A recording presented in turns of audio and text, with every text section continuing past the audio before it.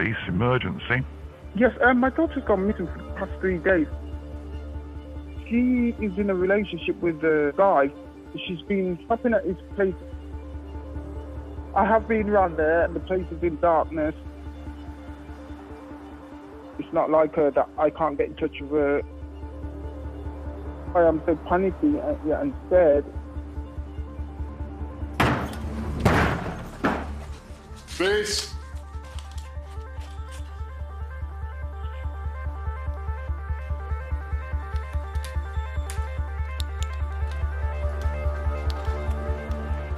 Oh my God. She's in here. There's blood all over the place.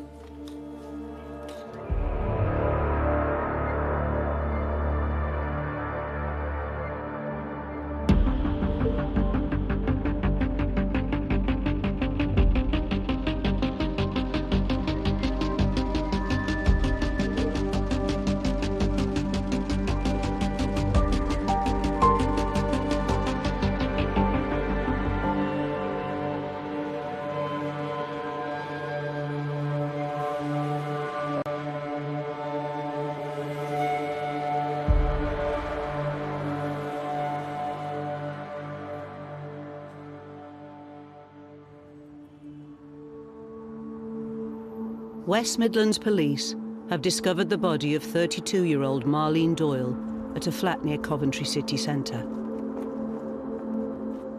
With the body removed for post-mortem, forensic officers Rachel Hughes and Nigel Keeling can examine the crime scene for evidence. When we attend a scene of a murder, there's a lot of pressure on forensics to find out what happened. Time is of the essence. The first thing, obviously, we need to establish is how she's been killed. Is there any weapons that have been left behind? Anything like blood-stained clothing? So we've got like a lounge diner there. Looks like a spare room. Lots of stuff strewn around. Although we've got a room that's in kind of disarray, it doesn't appear that there's been a search or anything. No. Could it be a burglary that's gone wrong? Has anyone forced entry? And could it be that they've let someone into the premises that they know? All those things you need to eliminate to establish what has happened and find a person that's committed this murder. The floor looks quite clean, isn't it? Yeah. Can't see anything obvious. There's no footwear marks in blood or anything that's apparent straight away, is there? No. There's obviously no drag marks or anything on the walls. Next, they examine the bedroom where Marlene was found. She was obviously here, wasn't she? There's a large pooling of blood on the bed. I think it goes under. Oh, good grief, yes, look. It's gone straight through the mattress, into the base. Marlene was found with significant head injuries. From that, you can actually see that blood hasn't moved in any way. It's kind of pooling underneath where she's lay. There's nothing to indicate at all that she's left that area or put up a struggle or a fight or anything at all, which suggests to me that she was asleep in bed at the time of the incident. Or she's actually with someone that she knows or someone that she'd feel safe with.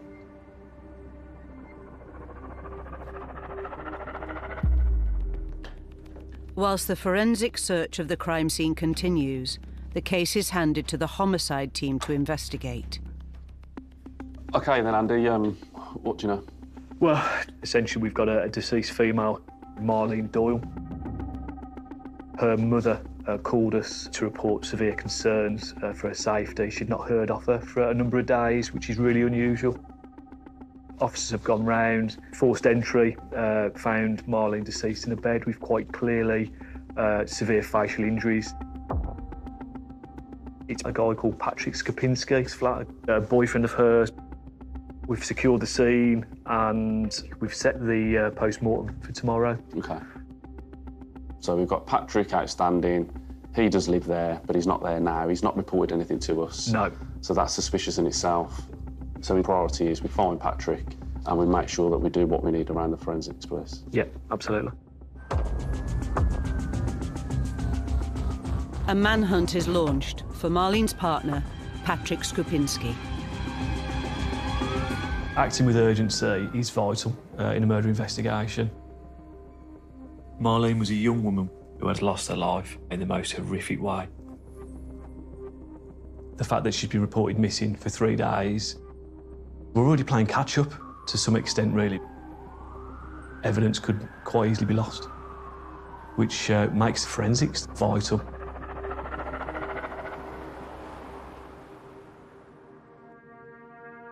With a potential suspect at large, forensic officers look for any source of DNA evidence that may identify the murderer. So we've got cigarette ends. We've also got a couple of drinks vessels that are opened by the looks of it. Yeah. We can just do swabs of those.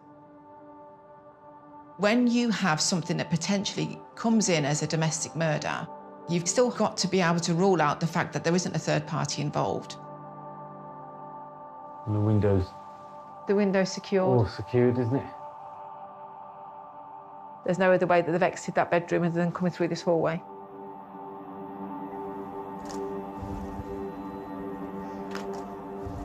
The actual front door that's been forced, you can see that the lock is still in the lock position as well, which indicates that... So whoever's done it has locked the door behind them and absolutely. So it's either someone who's got legitimate access to a key, or has picked up a key from inside the flat. The problem you face is when you've got a suspect that lived there, their fingerprints will legitimately be there, their DNA will be there.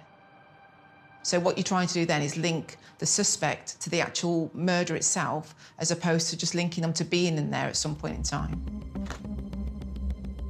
A search recovers items that may be relevant to the investigation. A blood-stained hoodie, mobile phones, and the victim's clothing. They will be sent to the major crime lab for forensic analysis.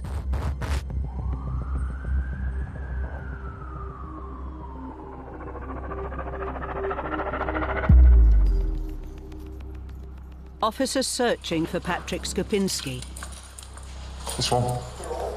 believe he may be hiding at his mother's address on the 10th floor of an apartment block. It's the police, open the door! Just 1.5 miles away from the crime scene. You don't enter the door, we're gonna force entry, open the door!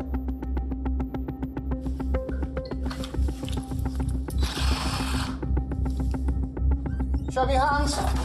Hello, it's Patrick here. Come out. Here we go. Just come out. Out the way. Is Patrick in the house? Please stop, Patrick. Lads, stay with them. Police officer, taser, show yourself! Police officer! Go on. He's here, he's here. See you on the balcony. God, call me in here. God. Patrick, will you unlock the door for me then? Patrick, will you come and open the door? No. Why not? I think I want to go this way. Well, can we talk about it? No, too late. What's too late?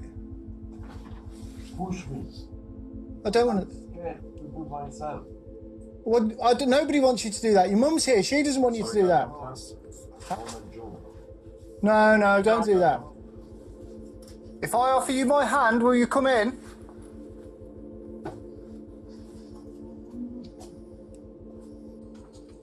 Jesus.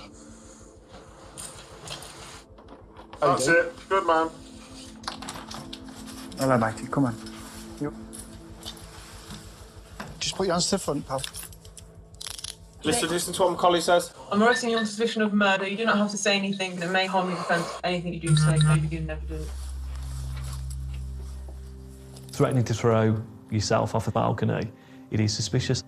However, it's not a crime to hide from police or not want to talk to police.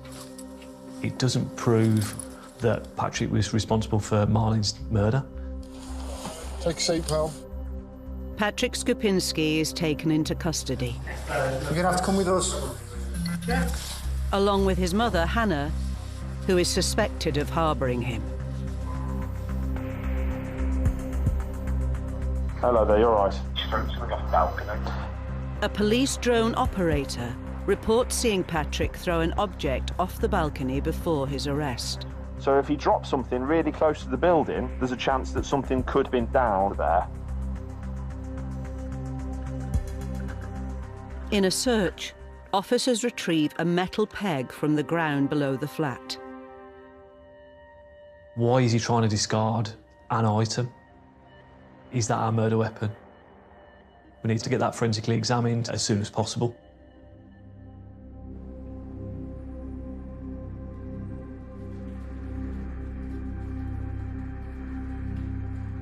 How long have you lived here for, mate? In the UK? Since 2005. Don't speak a word of English. No. What's she in for?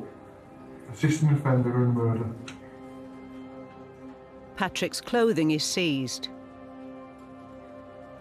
Right hand, 4 fingers like that for me. And his fingerprints and DNA are taken for forensic examination.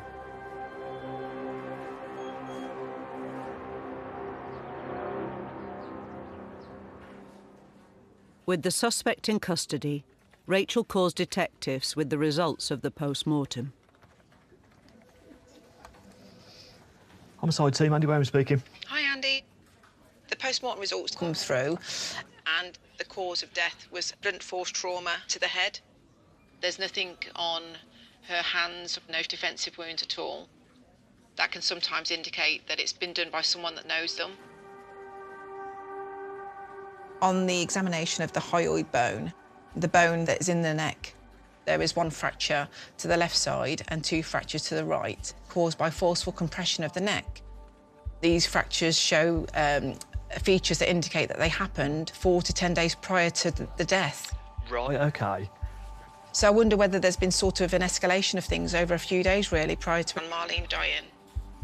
But the post-mortem results didn't come back with regards to an actual date of when the death happened. The reason being that we've got a few days in between the last time Marlene Doyle being seen to the date of she's actually discovered by the police.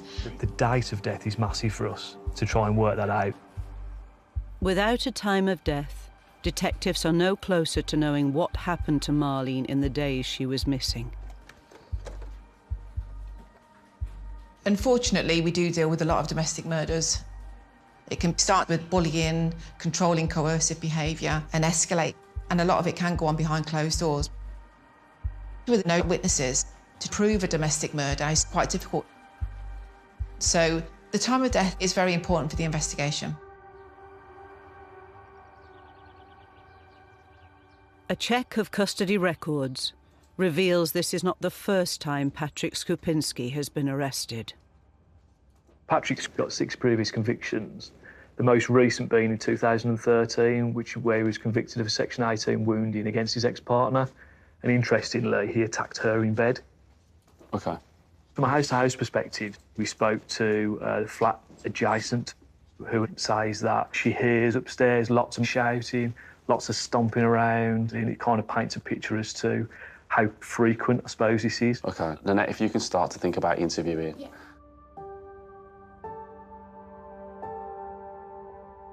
Patrick's our main suspect. It's his flat. There's a history of violence. Marlene is dead in his bed.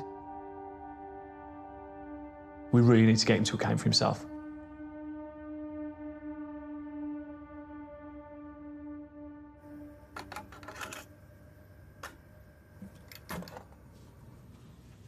We are aware that you were in a relationship with Marlene, that relationship had been going on for some 2 years. Would you describe your relationship with Marlene as a volatile relationship? No comments. Would you get angry with one another? No comments. What would be the reason for your arguing? Would there be one specific thing that would set it all off? Was money an issue? Jealousy? No comments. Marlene has been found in your flat with significant head trauma. Can you tell us the last time that you saw her? No comments. If you did not do this most heinous of crimes, Then tell me who did. Tell me where you were. No comments.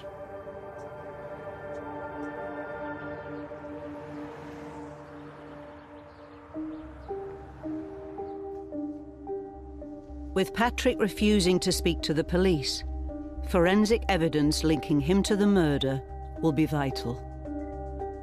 The coat he was wearing when he was arrested is examined for blood. We hold a lot of hope actually on the clothing that we've submitted. If the victim's blood is identified as being on the suspect's clothing, it could link them to the incident of the murder. The areas with a cross, they're marks of blood. They're areas of interest, which the lab will then take swabs from. The blood distribution on clothing is really important. You can get a splatter of blood where someone's been impacted and the blood has come back on the wearer. So it can tell us that a person was wearing that item of clothing when the incident happened. The swabs taken from the blood-stained clothing will be processed and sent for DNA profiling.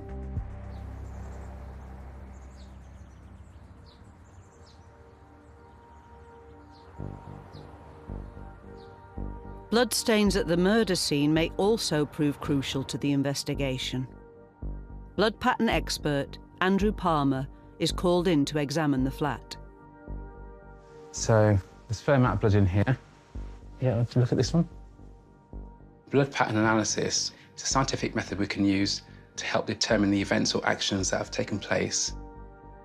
Are there indications of where the assaults happened? Can we say how many blows have been struck? Whether or not there's indications of blood from more than one person. So we're gonna have a look at the bed. So heavy staining on the mattress. See these spatters here on the wall, predominantly going away from the bed. It's just the size of them. You don't expect bloodstain that size to travel that kind of distance. So if she'd been hit multiple times in quick successions, it could explain that, couldn't it? Yeah. Not very high, but they're quite small. This is a blood spatter pattern we call blood forcing spatter. Lots and lots of tiny spots and spatters of blood caused by a blunt object hitting into wet blood. The directions all come back to that large area staining. Looks like she'd been beaten. Some blood sprayed across the bed, some sprayed upwards into the wall. There's no evidence of the victim moving about the property after she's been bleeding. Blood's quite a viscous liquid, so what you find is that the more and more force you apply, the smaller and smaller the droplets that are generated. Some of the droplets we found were absolutely minute, spots which were in the region of maybe 0.5 millimetre in size. If you can do the headboard. Yeah, and some photos. Yeah, some photos, yeah. The blood pattern analysis indicates that the weapon that's been used to strike Marlene is a smaller object. At this point, it looks like it's a small, blunt, heavy kind of implement that we're looking for.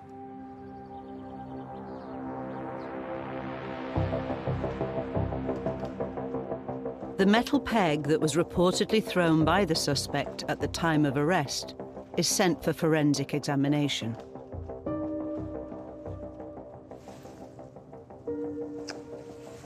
Good. Yeah, that's very corroded. Just have a quick look with this light first. So some of the stains are more like shining. If blood is identified on the metal peg, that comes back to being our victim. Straight away, there's a possibility that that could be the murder weapon. And there's a chance that the offender could have left their DNA on this metal peg where they shed their skin just from handling it. There's just so much corrosion on it that's got this red-brown colouring. So there's a chance any of it could be blood, really. Rust can actually give the appearance similar to blood, so we do run tests on it just to establish whether it is rust or whether it is blood. So what I'm going to do now is rub a felt paper over different sections, just as like an extra check.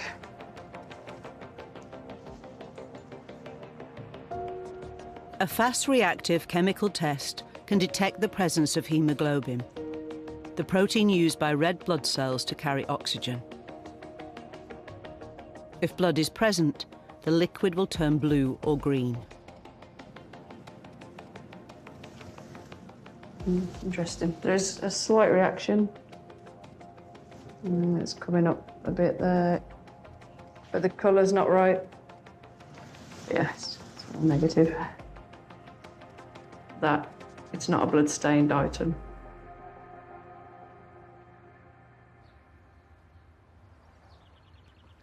Hi guys, just going to run through a timeline on the board if that's all right.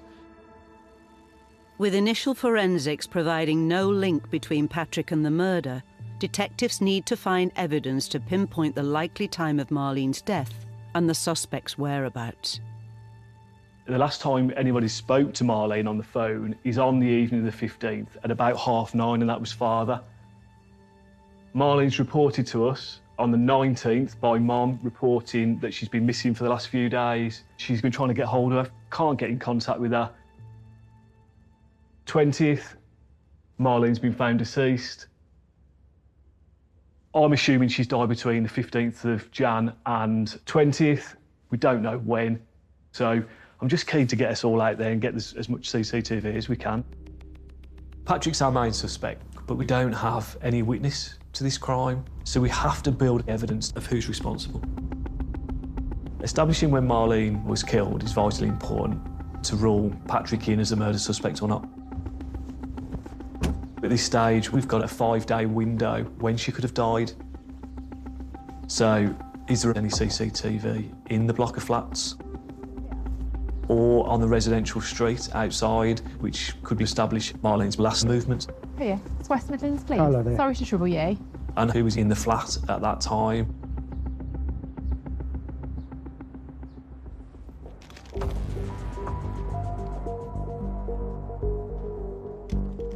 That's the hard drive from the camera opposite. CCTV footage from 163 cameras covering the local area has been retrieved. Specialist CCTV coordinators Beth Weir and Andy MacDonald begin a forensic search through hundreds of hours of material. CCTV is a crucial part of a murder investigation. We'll use a technique called profiling. So we will look at the people that pass that camera. We will look at the distinguishing features that they hold as a person, including height, build, ethnicity, gender, facial features, to identify who they are. There is no room for error. I've started going through the footage slowly and trying to record every single person that goes in and out of that address. What's also really challenging about this investigation is knowing that where Marlene is living, it's a communal entrance and lots of people come and go at that time. It will have to be viewed in real time to ensure that we get the correct comings and goings from that location, that we don't miss anybody. What I want to try to do is split the footage up between us so we can try to get through it as quickly as possible. If detectives can establish when Marlene last entered the flat, it could help to identify who she was with at the time of her murder.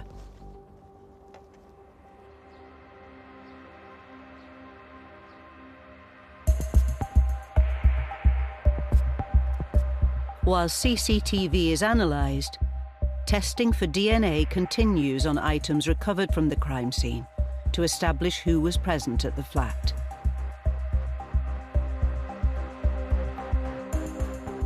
Saliva is a very good source of DNA. The good thing is that when you have a drinks container, you have the small grooves on the tops of those surfaces, so they actually contain the DNA and retain it quite well for us. The results are processed and sent to Rachel Hughes.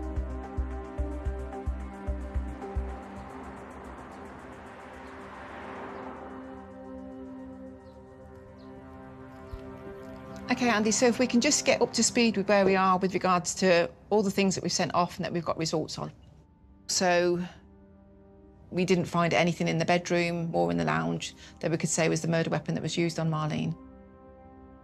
The cigarette ends were in the ashtray that was on top of the bed next to Marlene when she was found, and there was a couple of drinks vessels in the bedroom. All of those have come back to Patrick or Marlene, basically. OK. There's nothing at all to intimate that there's any other third person that's left those behind there. The profiles are to both of those individuals, no other person outstanding as far as we're concerned. We haven't found any DNA profile or any fingerprints of anyone else being in that flat. But I'm concerned that at this stage, forensically, we haven't got anything that's pointing towards Patrick as being there at the time of the incident. So it's really important to narrow down the time of death and focus on the CCTV to put Patrick in that flat when Marlene has been killed. Andy? Yep. I think I've got movements of Marlene. OK. I believe that this is her. She's picked up on camera on the 15th. CCTV analyst Beth has spotted a person resembling Marlene Doyle on Saturday the 15th of January, 5 days before her body was discovered. She leaves and turns to the left. This is at 10 to 5.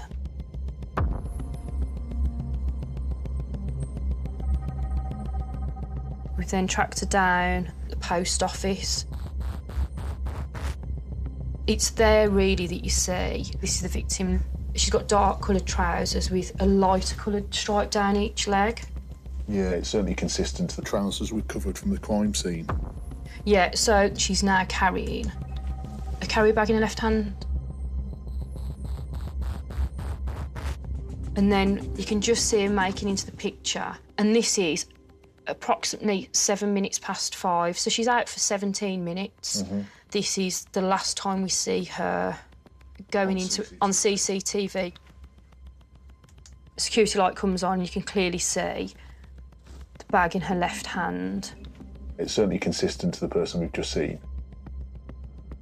As she approaches and walks up the walkway towards the communal entrance. And this is the last time that the victim is seen.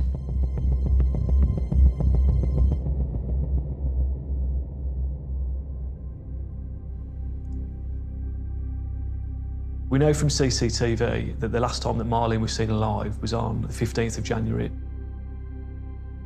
But that doesn't mean that she was killed on that day.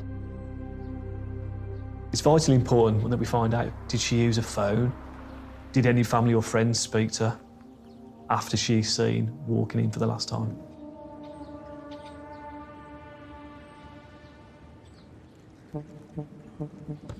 The mobile phones seized from the crime scene are sent to digital forensics for analysis.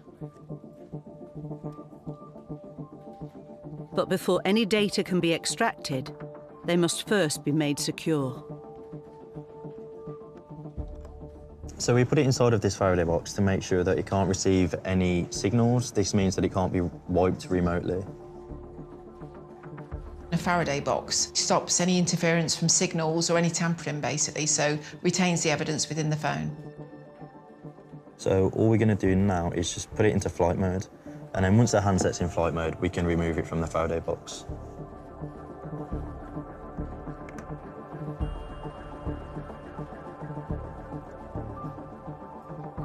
Patrick Skupinski's phone is not amongst the devices recovered.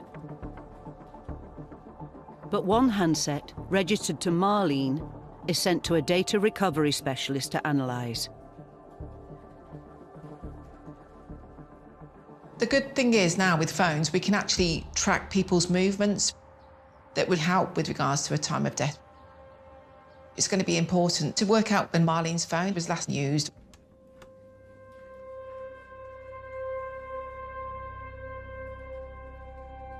Enhanced software is used to analyse the phone's activity on the 15th of January, when Marlene was last seen alive.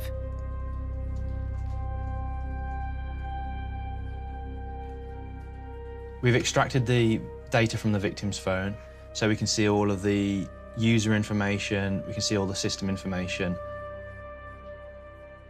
And we're trying to determine the last time it was powered off and how it was powered off.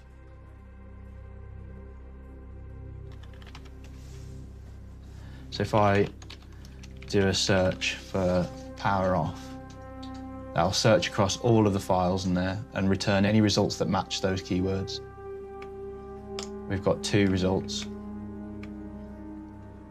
If I open that one up now, the phone is creating a file storing times of when the phone's powered off. The user information of Marlene's phone shows that it was not regularly powered off. So the last time that it was powered off was on the 15th of January at 23:49:32 seconds. And the reason listed there, it says user requested, which would indicate that somebody has physically interacted with that device and pressed the power button to turn the phone off.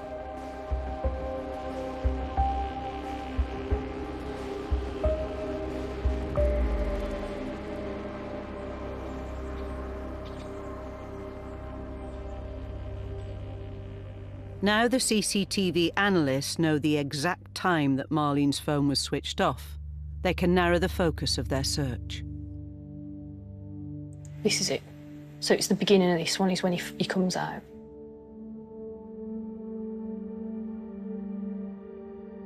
A man is spotted leaving the flat, just 20 minutes after Marlene's phone is powered off.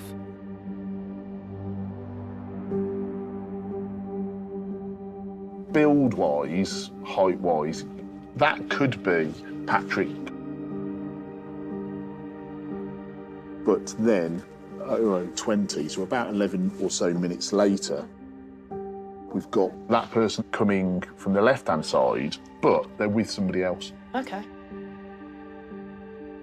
Now, they go into this side entryway,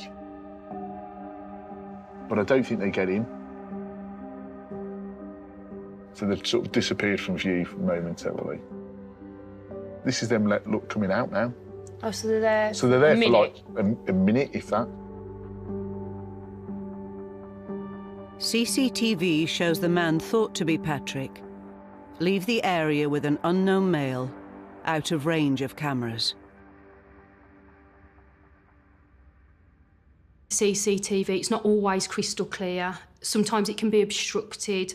You get different views at night. We also have to then look at maybe zooming in, changing the resolution on the camera, but not enough to distort the image that will potentially be used in evidence, which isn't always easy. Just need to find the right file now. 6 hours later, cameras pick up more movement outside the flat. We've got this Mercedes. So this is 6:52-ish. Okay. And this shows, I think it's Patrick. He's got the same clothing, the same footwear, with somebody else. It looks like the other guy. He's got quite peculiar hair, to say the least. Yeah. It's almost like a ponytail, yeah. So that car drives off. Oh, what's he looking at? Is he climbing? He's climbing up on that scaffolding there. Yeah. The men appear to be attempting to gain entry to the building. I was trying to keep my eye on this to see if I can see him getting on the roof. The fact that they're going up on the roof and everything like that, it's really suspicious behaviour, isn't it? So what was up there? It's up there a 4 few minutes. And he's gone straight, like he's on his phone.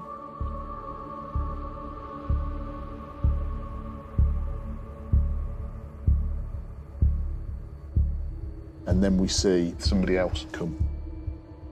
Seems certainly smaller in stature. That may be an indicator that they may be female. The individual goes into the entranceway and will join Patrick in this general area. So 07/07/48.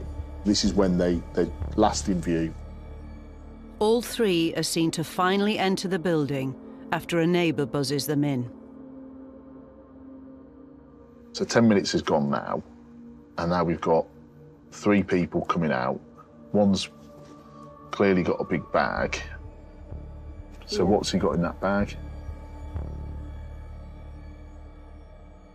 We'll obviously have to try to identify who them people are. We may be able to do some links to associates. This piece of evidence has really thrown this investigation wide open. We weren't expecting to see Patrick returning to the flat with 2 people. From the CCTV, you see one male climbing up the scaffolding. Well, why is he doing that? It seems to me like sheer desperation to get into that flat. The priority now is to identify and locate the unknown people seen entering the flat on the night that Marlene was last seen alive.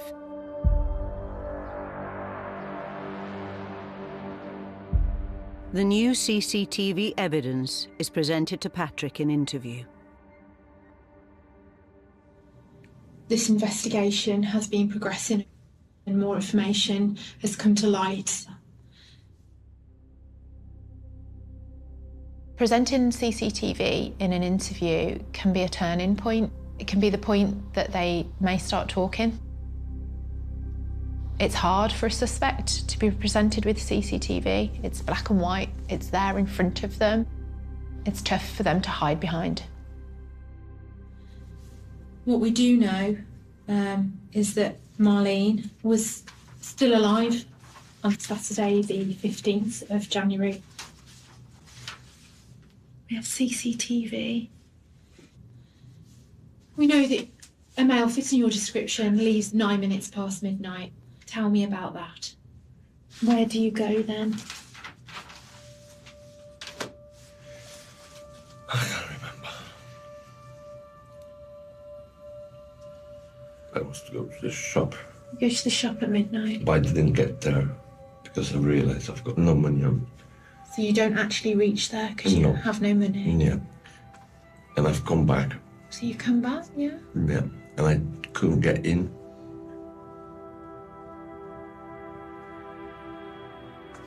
Who are you with when you come back? What's my own? CCTV puts you with somebody else. You and another unidentified male approach the communal doors. Who was that person? So maybe somebody was there, but I don't know the person. You don't know them. No. You're only there 1 minute with this male, and then you leave. So where'd you go then? I just gone somewhere, walking around there. Sit for 6 hours? Yeah. You just walk around? Yeah.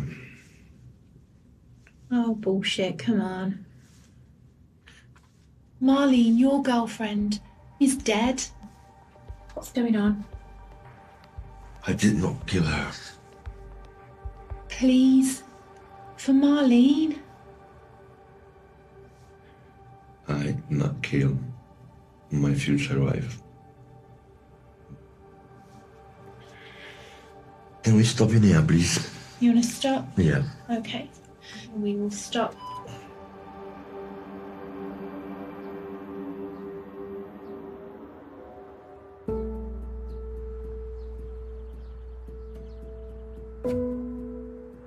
Although Patrick is denying the involvement of others, CCTV analysis has provided Andy MacDonald with images he can try to match to the police database. So I'm just going through the intelligence documents that we have in relation to Patrick to try to look for any of Patrick's associates. Let's have a look to see if we can see anything. Flipping out. So inquiries that have been conducted have identified this person and Michael Larder. This person does have a very unique and distinct haircut. And unfortunately, the image that I've got is just of his face, so I can't see the back of his head. Seems to be shaved on the sides, quite high up.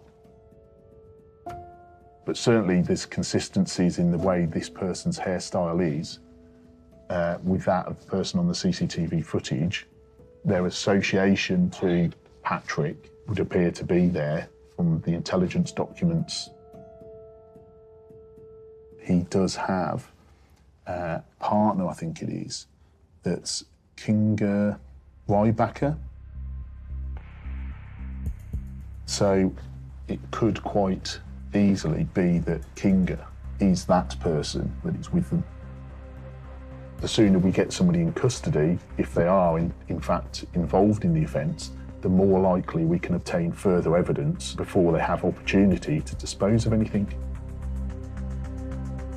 A search begins for both suspects.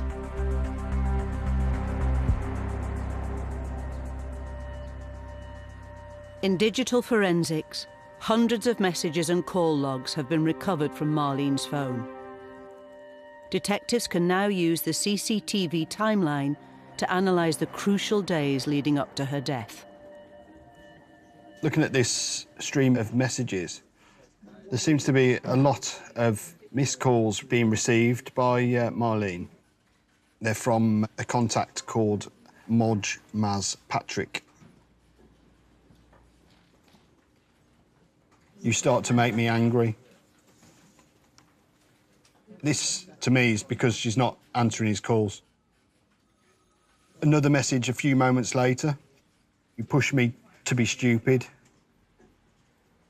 She says lately we are always fighting each other instead of fighting our love for each other, and that can't happen anymore. You've built up hate, and day by day it has grown, and you've changed. You've pushed me further and further away. Now, what I can see, there's a message that states, I will finish this game. By saying I will finish this game, does he mean he will finish her? It doesn't tell us everything, but you would get the impression that Patrick is quite aggressive. Next, the messages are searched for any sent in the critical time between Marlene entering the flat and her phone switching off on the 15th of January.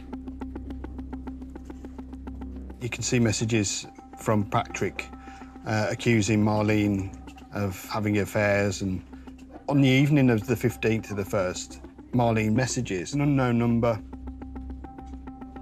and it just reads, "Hey Leon, it's Marlene, are you still on this number?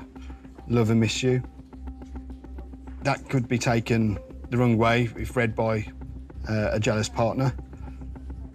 Doing some research on that number, it actually is one of Marlene's cousins. That message may be a trigger for what happened.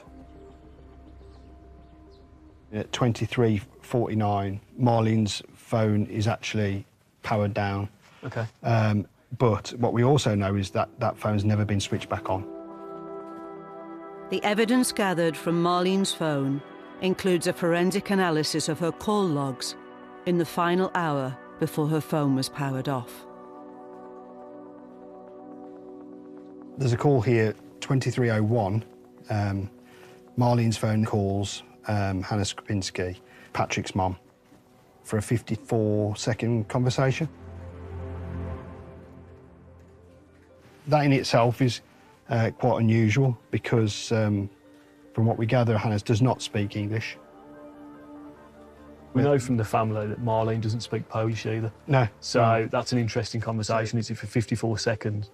I mean, that has to be Patrick, doesn't it? Using Marlene's phone to ring his mum, I would say. We found a text message which reads, "Love and miss you." Has he seen that text message when he's picked up Marlene's phone? If the detective's theory is correct, Patrick must have accessed Marlene's phone shortly before it was powered down, just an hour before he is seen fleeing the flat. The phone work really helps the investigation. But I think for this case, it's not just one element of evidence, it's all of them together. The different parts of the jigsaw all point towards it being Patrick who's murdered Marlene.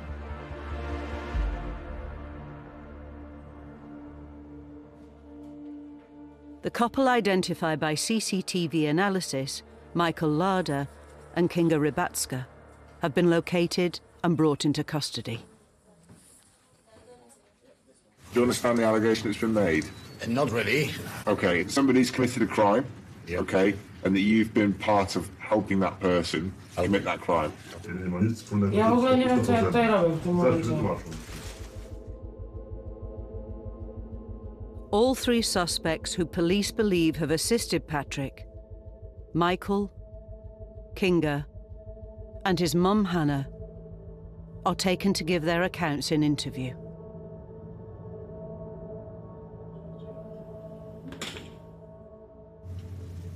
At 23:01, Saturday night, there is a phone call between Marlene's phone number and your phone number. That is the last phone call Marlene made. Bez komentarzy. Ja nie umiem po angielsku. Everyone is always interviewed separately. We're trying to use their account against each other to see if we can trip them up, get more evidence from what they've said. If we get conflicting information, then that definitely supports our case.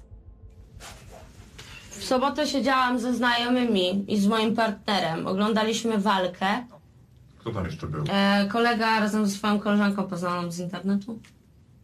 Piliśmy sobie, rozmawialiśmy i Patryk do nas przyjechał. Patrick put some coke on himself. Coke? Yeah, and he asked if we can go with him to change the trousers or something like that. Okay. Więc próbował się dostać. W końcu się dostaliśmy. Poszliśmy na górę i Patryk poszedł się przebrać, a my czekaliśmy w przedpokoju. Me and Kinga, we went on the corridor. So when you've gone in on this occasion, you just stayed within the hallway? Yeah. Yourself and Kinga? Right, okay. And it was about 5 minutes and he came over in different trousers and we went back to Kinga's. Okay. Was it that you knew what he'd done and you helped him return or go back to the flat to get something? To help him not get caught by police? W życiu, jak ja bym miała, nigdy w życiu nie miałam nic wspólnego z prawem, z policją, ani nic. Teraz nagle ja bym, jak gdybym wiedziała, to bym wzięła to jeszcze ukrywała. The footage appears to show yourself with a bag of some sort. Bag? A bag. Michael, what's in that bag? I don't know. Michael, you haven't gone back there to change trousers, have you? No, that's what he said to me. That's when we went there. So we now have 4 suspects, each of them denying their involvement in this case. At least one of them is not telling us the truth. If they've not been in the bedroom, they couldn't have killed Marlene. But if they've assisted Patrick, equally what they've done is a heinous crime. So forensics are vitally important to work out what their roles were in this murder. Rachel checks images of Patrick to confirm what he was wearing on the night of the murder. They've just made off and they've got no care for her. They've made no attempt to call for any help.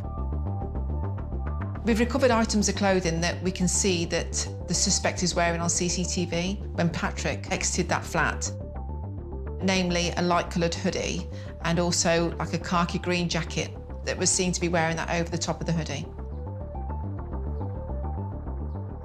The hoodie and jacket seen on CCTV match those seized from Patrick at the time of his arrest. We've had results back from the lab with regards to that hoodie that we've sent off. Okay. Full DNA profiling has now been completed on Patrick's clothing. So the hoodie itself, there was a spot of blood that has been detected on the outside. That is just come back to Marlene. Okay, oh, brilliant. There's also blood stain on there that's come back to Patrick as well. Which can be a manner of reasons, can't it? They live in the same household. If you've got a kind of a chaotic lifestyle and there's been incidences in the past, they could have both their blood on there. It's difficult to say. We can't assume as to how it's got there in those areas. In relationships where domestic violence has occurred, it isn't that uncommon to find that there's been several incidences there. You can sometimes find a trace of blood that's actually happened from a previous incident.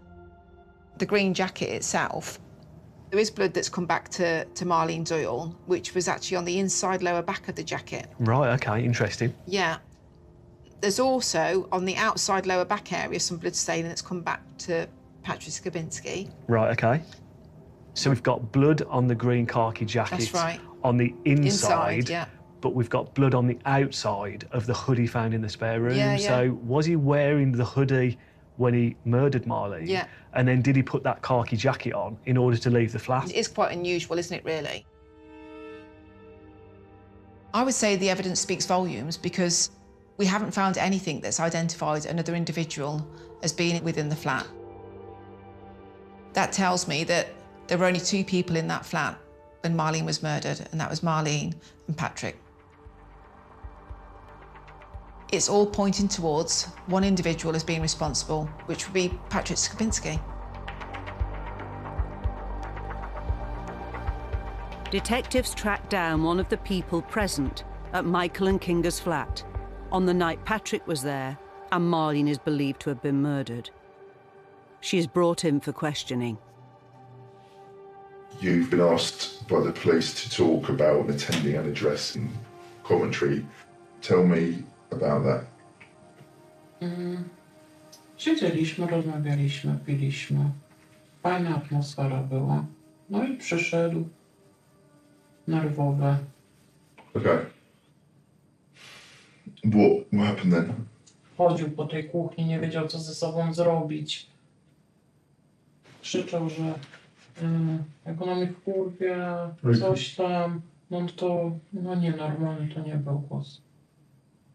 Inga i jej partner, już nie pamiętam, czy rozmawiali, czy uciszali go i po jakimś tam szedł do kuchni i cały czas szeptali, całutki czas. I need to know what words he was saying. Wiem, że tam na pewno mówił popierdolona szmata, mnie wkurwia.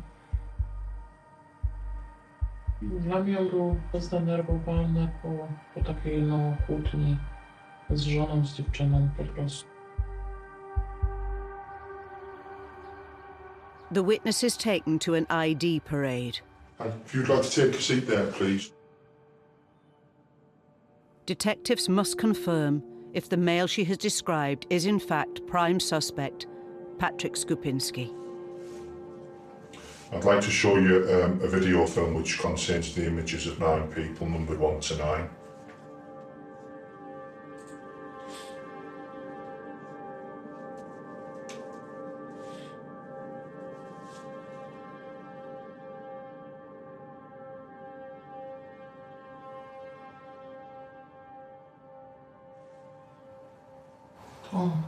That's him. The visual damage. I understood that.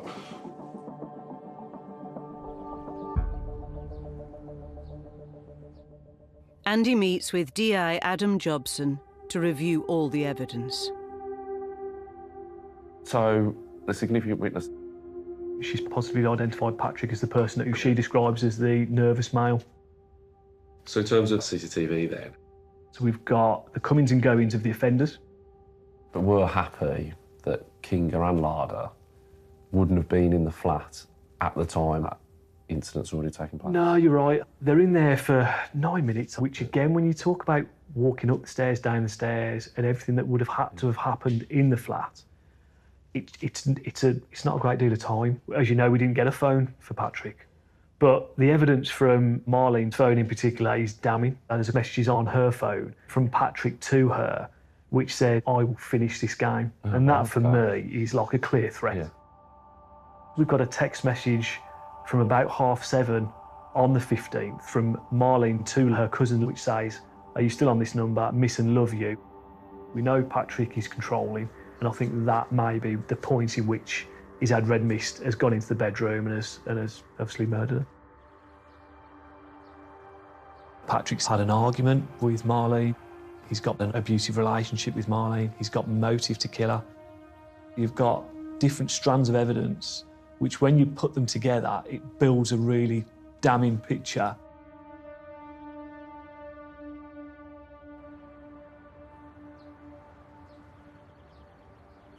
You're charged with an offence of murder. OK, Michael, I'm going to charge you with an offence. You didn't have to say anything. After reviewing all the evidence gathered, the Crown Prosecution Service agrees to charge Patrick Skupinski, along with the individuals who helped him. She's been charged, assistant offender and remanded. It's tragic what's happened. Marlene died in a place where she felt safe and secure at the hands of someone she loved. So it's everything to get the right outcome, really.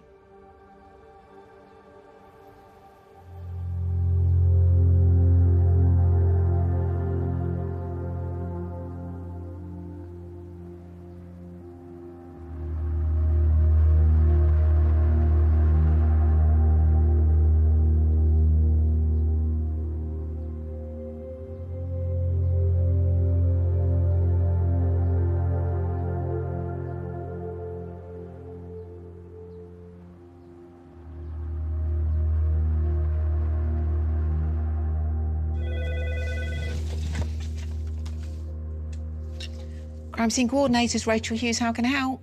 Hi, Rach, it's Andy. I've just got a result from court. Yeah. All 4 guilty. Oh, OK, that's really good. Hopefully give some comfort for the family then, won't it, really? Absolutely. Yeah. The other 3, none of them came in with suitcases of clothing expecting to go to jail, so I'm pleased with that. Great, I appreciate you letting me know, Andy.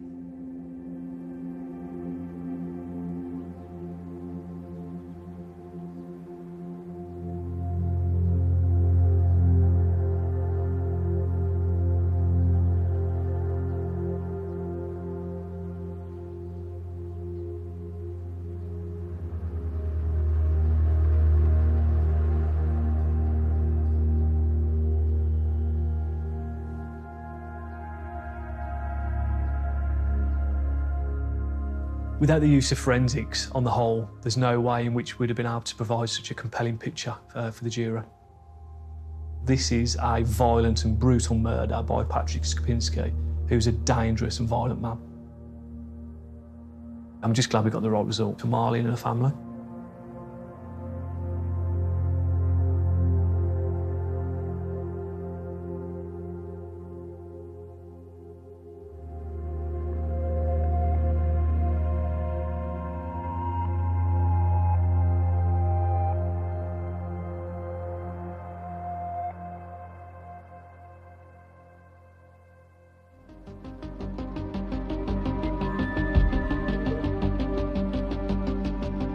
Details of organisations offering information and support with domestic abuse are available on the Action Line pages of the BBC website, or you can call free of charge at any time to hear recorded information on 0800 888 809.